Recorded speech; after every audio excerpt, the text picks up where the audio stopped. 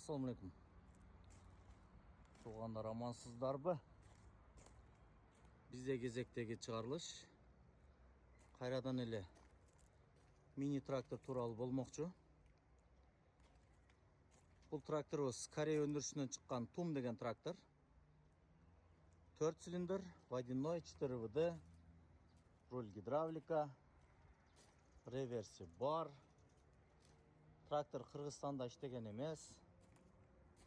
Құда қаласа алған адам бірінші хозяин болып иштетет.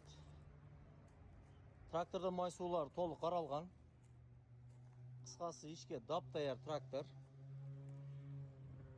Көріңіздер. Кімге жаққан болса келіңіздер. Біздің Дарек Ош шаары. Жапалақ Уна базары. Біз сіздерменен қызматташып иштешүүгө даярбыз. Daha қайталап айтам, трактор 46 аттың күчі. 4 цилиндр, водяной, 4 ВД, руль гидравлика. Келіңіздер, біз сіздерді күтөбүз.